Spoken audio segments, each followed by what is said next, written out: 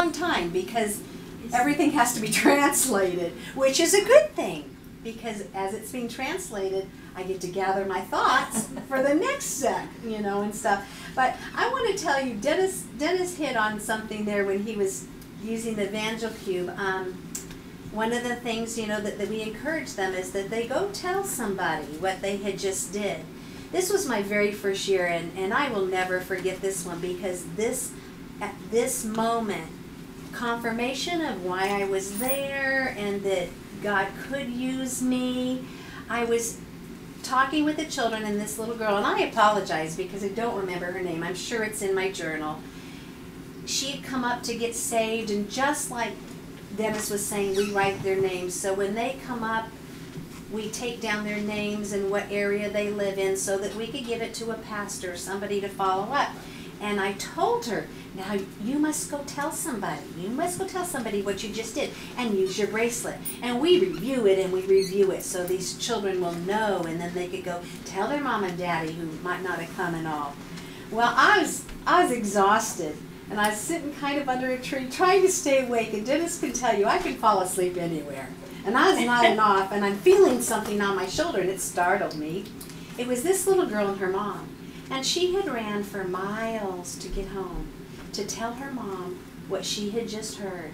And her mom and her ran back for miles so that her mama could hear this truth and everything. And then I had the privilege of leading her mom to the Lord too. And that's the cool stuff that goes on while we're there. Here's another cool, I'll pass this around. Here's another really neat story. That was years ago. This one was this year. I was in a really large school. This was, most of the time we're in villages.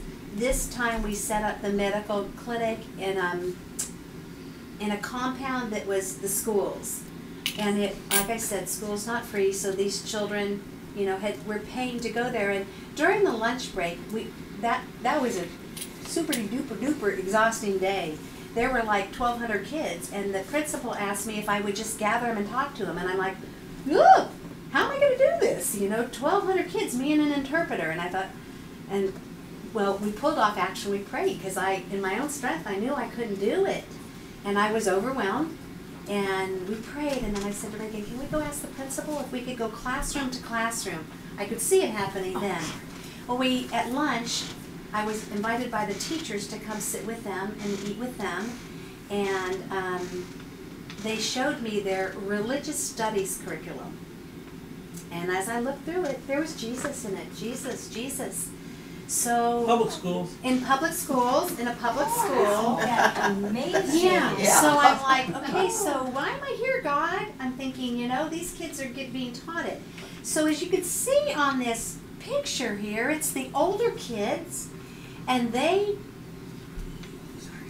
nothing was going to break their attention as they were listening to the story. You can see the pictures. And at the end of the story, I gave a salvation invitation, and all of their hands went up. So we, one by one, were talking to them, and I have to admit I was a little confused because I'm thinking they've been studying Jesus, and why all of a sudden now? So I asked them.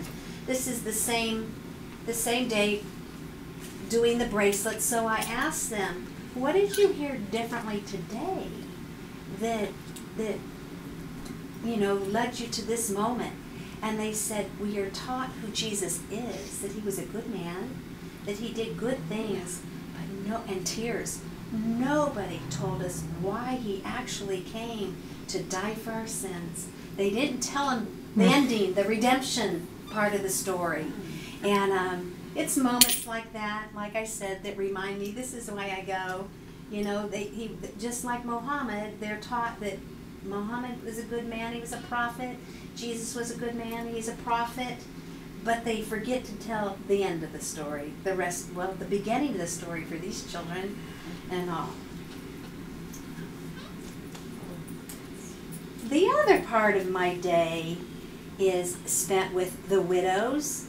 The widows program with MissionLink is different. It's not evangelistic. We use the guideline is James 1:27, and I wrote it down to be sure I got it properly. pure and undefiled religion in the sight of our God and Father is this, to visit the orphan and widows in their distress. And in James, when he talks about the widows, he's talking about believers, and our Dr. Rick did his dissertation on widows and what God has to say about them. And the widows that he's talking about here are the widows in the church that have no one else. So it's the church's responsibility to take care of them. So MissionLink has a group called Widows United, and it's in the different villages, and it's the widows that have nobody to take care of them. So I have the privilege of chatting it up with these ladies. I'm not even going to say really it's about them, it's about me. They encourage my heart. I do go and I share, and God always gives me a word to share with them before I go. They become my friends. They're the same ladies every year, and so Denise sponsors one of them. It's a sponsorship program with the widows. And so through the years I've gotten to know them, you know, and cry with them and laugh with them. And I'll tell you, these ladies have nothing but, you would never know it. They have the joy of the Lord, and they sing and they dance, and they make me sing and dance, and I have no rhythm, but I wear long skirts when I'm there, and if you just move your hips a little with those long skirts, it looks like you dance too, you know, and stuff. So that's what the second half of my days are. And then I want to tell you, thanks Millie, I want to tell you a little story about these widows. This is a picture of Allie, who's our middle daughter, and she was there. This is Lillian with her. Mama Lillian started, do you have a question? Oh. Mama Lillian started, she actually started these groups for MissionLink. This was actually, Allie went before I went. And Lillian had taken Allie under her wing. She was 18 or 19 probably, and just loved on her and everything. Well, between this picture and this picture a year later, Lillian died.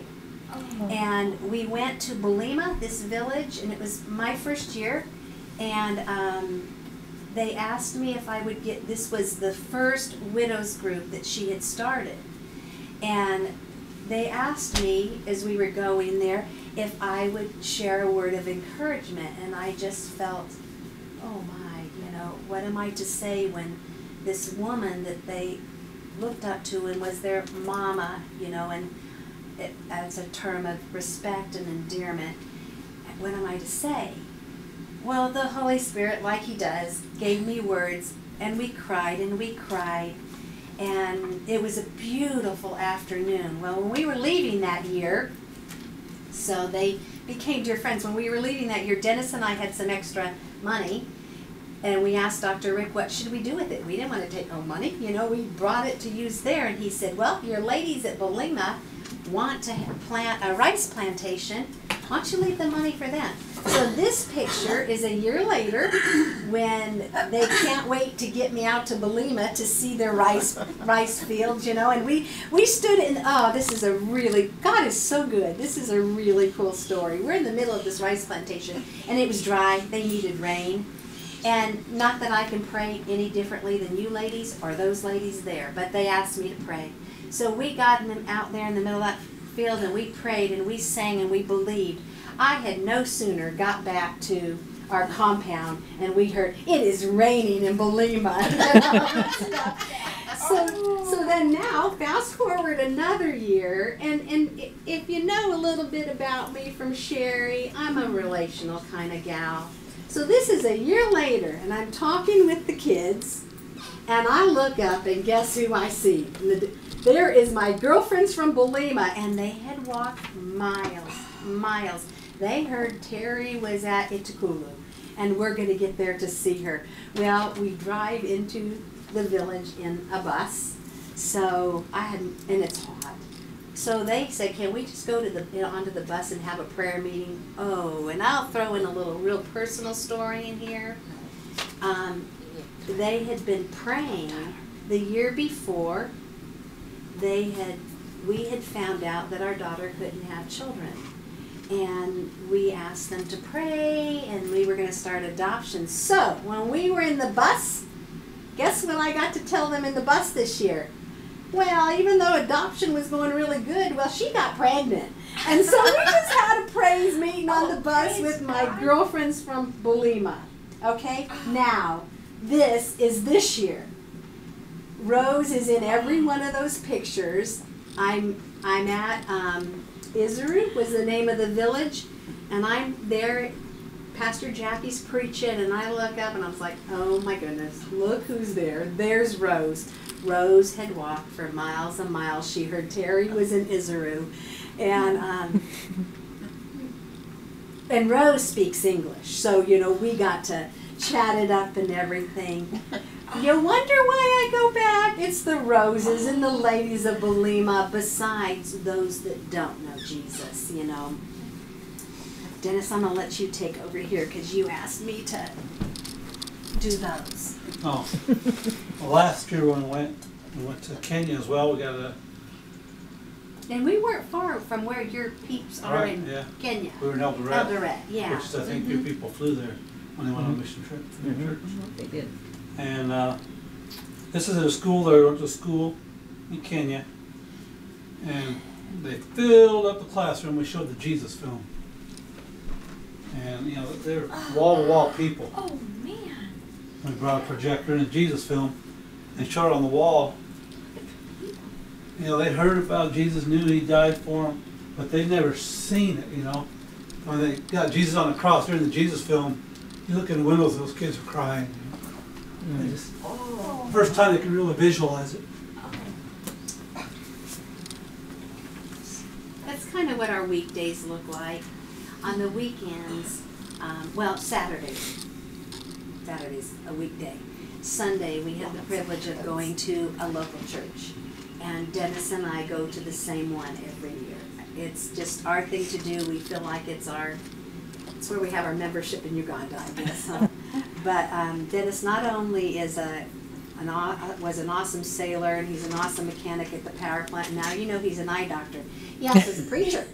When he goes to Uganda, he fills the pulpit. And I'll tell you something. Every year, it's like, dude, So I printed a couple pictures of Dennis on the pulpit. One year, he's at the very end of his message, and he says, I have a song I want to sing for you. And it was a Holy Spirit moment. He didn't know, and I'm looking at him thinking, you don't sing, babe. I'm thinking, don't tell him that. Everybody's in Uganda stays in Uganda. So then he wants me to come up. And we sang What a Friend We Have in Jesus. And I don't sing either, but I put this on Facebook, and the people are like, we didn't know you two sing. We sing in Uganda. In Uganda, we just think you could do anything, And they're singing, they're dancing and making music. Oh, yeah. We just stood up there and sang. And I'll tell you, their worship service, nobody looks at the clock. It starts at 9-ish, and by 2 usually you're thinking about rolling out, and people go forward and share praise, and all of their praise and worship is with their whole bodies. They're dancing. We follow along. One time we put our Bibles on our head, and because they were putting their Bibles on their head, we had no idea. And one time they turned to a wall and they shouted something. So we turned and we shouted, and they were shouting, Satan, you are not allowed in here, and stuff. And their worship service are just something else, Dustin, there's a picture of him. Dustin, our youngest, went a couple years with us. These are just, Grandpa Busman would call Dennis Booger Boy. I just printed a bunch of pictures of Booger Boy in the pulpit. Ladies, I thank you so much. We say that it takes a village to send us to the villages. Oh, my mind just went blank. Somebody was out there asking me, who would have been talking to me out there and asking how they can be a part? I don't remember. You would not believe how many people are part of sending us, and I thank you for the part that you all play. This is This one is 2 years ago, the first ones that you did.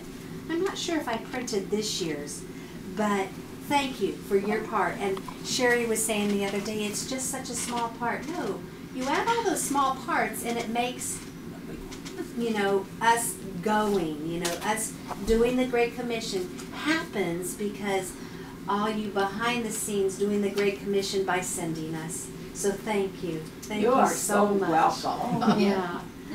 What a privilege. Thank you. This is another one of Allie, our middle one. Oh, and Dennis isn't always in the village. MissionLink Uganda has a training, a pastor's training center. And our church in Charlottesville originally bought the building. It was you tell this story. He was there in that first year. Well, it was old, the main building was an old theater where they used to show porno movies back in the day. It was just all run down and rat infested. And our church bought the building and we renovated it.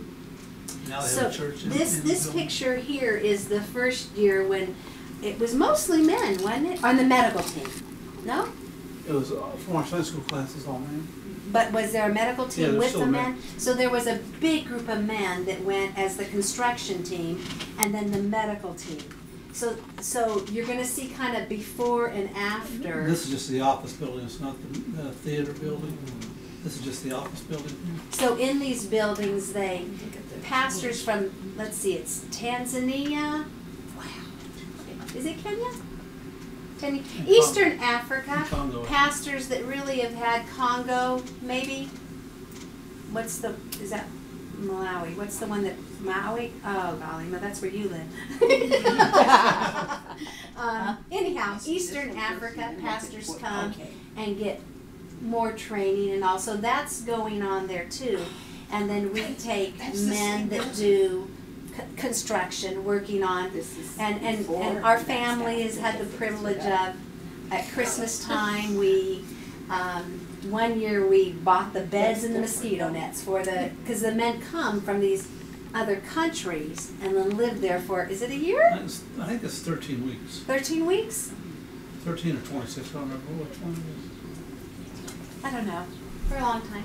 And then they live there and all. I have beautifully tiled carpet, tiled floors in my house. Dennis learned to tile in Uganda. They asked what men would be willing to tile this floor. Well, Dennis never tiled and he was like, well, I'll do it if someone tells me what to do. And I'm not kidding you, I have beautifully tiled floors. One year he made bookshelves for the seminary, and stuff. So I used to say about Dennis, he's a jack of all trades, and I didn't know that was kind of negative, master of none. I didn't know that part. I mean it the positive way. Dennis can... Yeah, I accepted that I'm a master of none. But Dennis is also the biggest kid when we go. He loves to be in the village and playing with the kids. Oh, I love that. Oh, I love this.